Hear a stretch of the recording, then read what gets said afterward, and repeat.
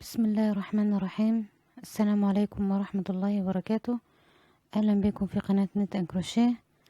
النهاردة هنعمل معاكم البندانة الكروشيه دي، سهلة وسريعة، مش بتاخد كمية خيط، ممكن تعمليها لأي مقاس.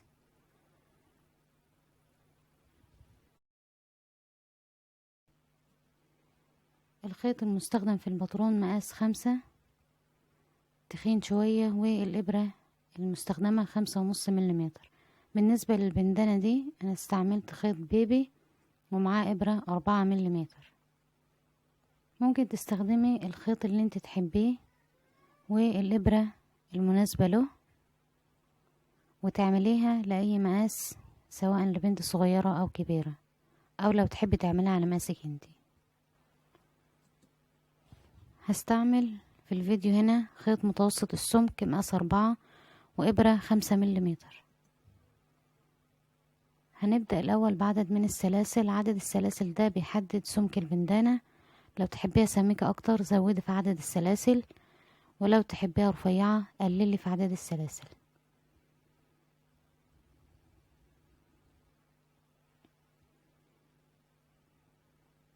هنبدأ الأول نعمل عقدة البداية. بعد ما نعمل عقدة البداية هنعمل 16 سلسلة، وتحاولي تعمليهم بحيث السلاسل تكون مرخية، ما تكونش ضيقة، علشان تشتغلي أول صف بسهولة وما يكونش مشدود. ممكن تستعملي إبرة أكبر لو تحبي، وبعدين ترجعي تاني تستعملي الإبرة اللي انت عايزاها. كمل 16 سلسلة.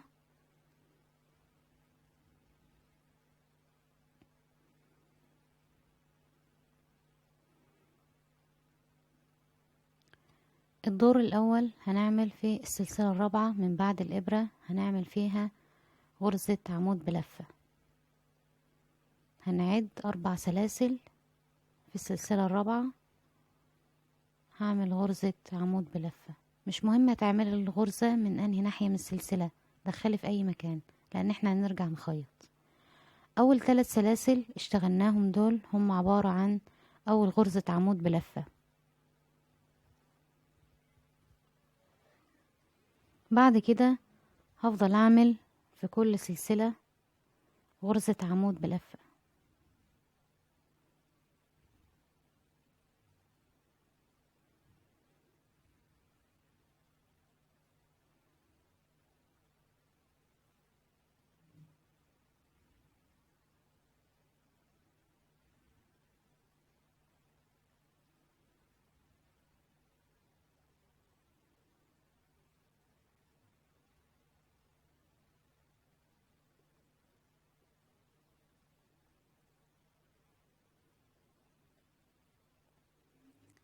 في نهاية الدور مفروض يكون عندك 14 غرزة عمود بلفة، والعدد ده لازم يفضل ثابت معاكي لنهاية البندانة. الدور التاني هنعمل 3 سلاسل ونلف الشغل. ال3 سلاسل دول عبارة عن أول غرزة عمود بلفة،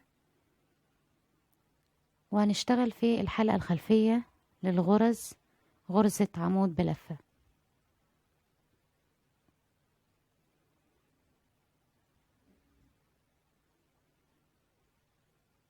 في غلطة هنا أنا عملتها، إن أنا اشتغلت في أول غرزة في الحلقة الخلفية بتاعتها غرزة عمود بلفة. أنا قلتلكوا إن أول 3 سلاسل هم عبارة عن أول غرزة عمود بلفة، فالغرزة الأولى دي مفروض ما اشتغلش فيها واسيبها واشتغل في الغرزة اللي بعدها.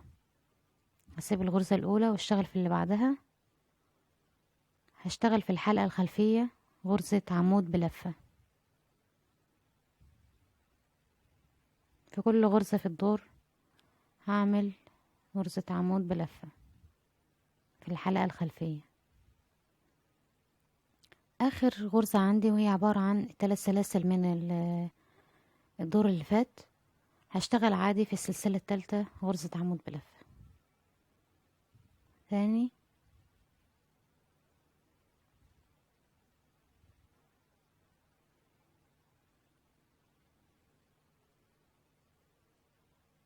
مفروض تكرري نفس الدور ده لنهاية البندانة لحد ما توصلي للطول اللي انت عايزاه. هشتغل معاكم الدور تاني 3 سلاسل وهنلف الشغل. نسيب اول غرزة مش هنشتغل فيها واشتغل في الغرزة اللي بعدها، نشتغل في الغرزة اللي بعدها في الحلقة الخلفية بتاعتها غرزة عمود بلفة،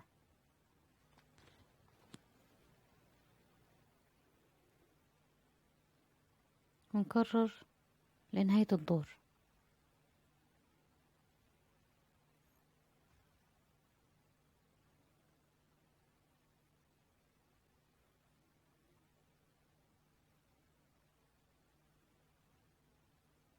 وصلت للطول اللي انا عايزاه في الباترون، مفروض لحد مقاس لحد 53.5 سنتي، لكن انا اشتغلتها على مقاسي انا.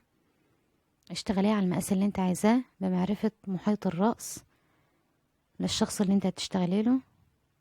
بتاعتي تقريبا طلعت 44 سنتيمتر. هنبدأ بعد كده نقفل البندانة. هجيب اخر صف اشتغلته واول اللي هي سلاسل البداية من الناحية التانية هجيبهم على بعض علشان ابدأ اقفلهم. هلف الشغل بتاعي وادخل الابرة في اول غرزة،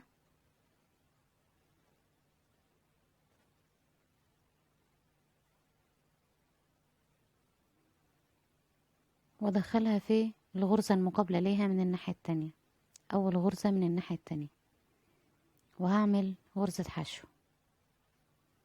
ادخل في الغرزة اللي بعدها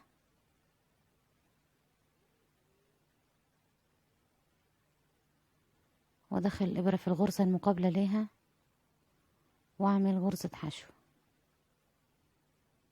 اكرر بنفس الشكل، ادخل في الغرزة وفي الغرزة المقابلة ليها من الناحية التانية واعمل غرزة حشو. اكمل للاخر بنفس الشكل.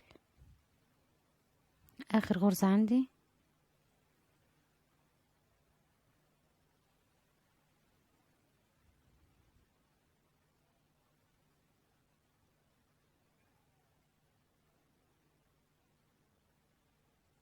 اعمل سلسلة واقطع الخيط.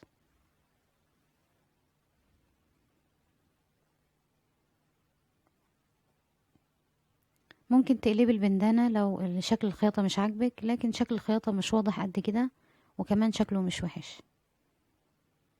الخيوط دي هنخفيها في الاخر. هنشتغل بعد كده في الفيونكة. هعمل عقدة البداية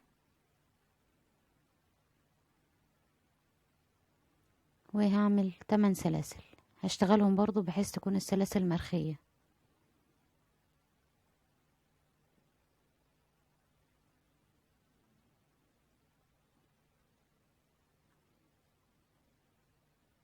في السلسلة التانية من بعد الإبرة هشتغل غرزة حشو. في كل سلسلة هشتغل غرزة حشو.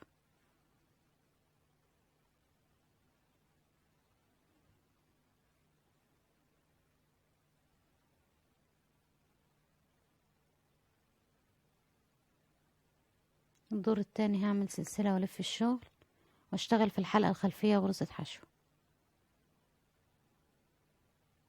اكرر لنهاية الدور. في الحلقة الخلفية هعمل غرزة حشو.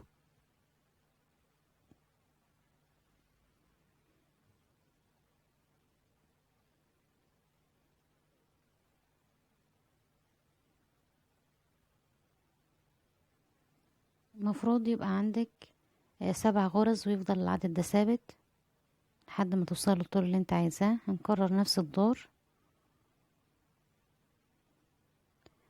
هتفضلي تكرري نفس الدور لحد ما الفيونكة يعني تكون لفة على البندانة وتكون ضيقة شوية عليها. زي ما انتوا شايفين الصورة اللي في الباترون هنا الفيونكة ضيقة وعاملة كشكشة بسيطة من الجنبين، هو ده الطول المناسب للفيونكة.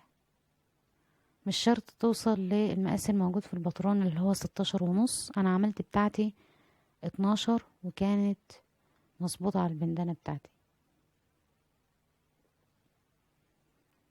انا دلوقتي بجربها وهي ضيقة شوية، يعني انا حباها ضيقة بحيث الكشكشة تكون واضحة.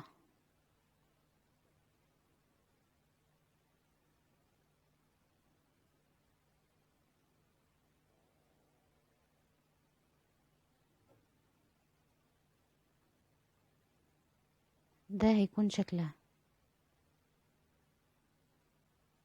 هبدأ اقفل الفيونكة بنفس الطريقة اللي قفلت بيها البندانة، بس هلفها من جوه البندانة بحيث ان هي تتقفل عليها على طول وانا بخيط.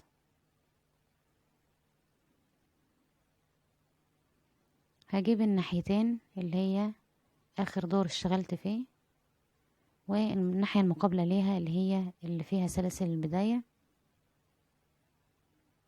ادخل الابرة في اول غرزة، وبعدين ادخل في الغرزة المقابلة ليها من الناحية التانية، واعمل غرزة حشو. نفس الكلام هدخل في الغرزة وادخل في الغرزة من الناحية التانية، وهعمل غرزة حشو. نكمل بنفس الطريقة.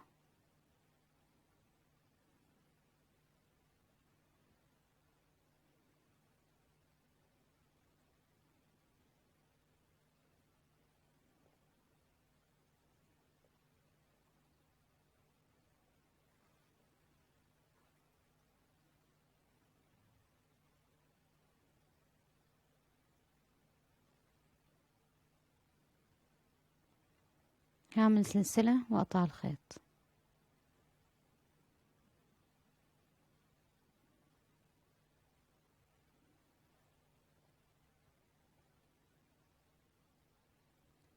هخلي الخيطة بتاعت الفيونكة من جوه، وهبدأ اخفي الخيوط. ده شكل البندانة بعد ما خفيت الخيوط. خليت الخياطة من جوه، الخياطة بتاعت الفيونكة. البندانة دي انا استعملت فيها خيط متوسط السمك مقاس 4 وابرة 5 مليمتر، والبندانة البيضة استعملت خيط بيبي وإبرة مقاس 4 مليمتر. ممكن تستعملي اي خيط انت عايزاه زي ما تحبي. اتمنى تكون البندانة عجبتكم. لو عجبكم الفيديو اعملوا لايك وسبسكرايب للقناة، واشوفكم على خير في الفيديو جاي. والسلام عليكم ورحمة الله وبركاته.